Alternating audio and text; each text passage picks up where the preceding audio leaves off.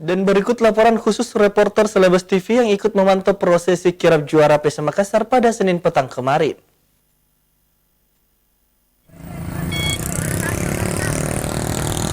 Ya, pemirsa, rombongan supporter PSM Makassar telah tiba di garis finish arak-arakan atau konvoi kemenangan PSM juara Liga 1 musim ini.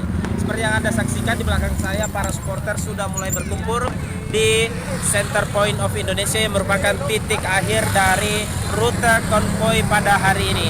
Tepatnya di bundaran Center Point of Indonesia di Jalan Metro Tanjung Bunga. Ada banyak sekali supporter, mungkin sekitar 5.000-an supporter yang hadir di sini, dan tidak hanya kalangan supporter laki-laki saja, tapi juga ada perempuan, bapak-bapak, ibu-ibu, anak remaja, dan bahkan anak-anak juga hadir menyemarakan dan menuangkan ekspresi kebahagiaan mereka atas kemenangan PSM Makassar.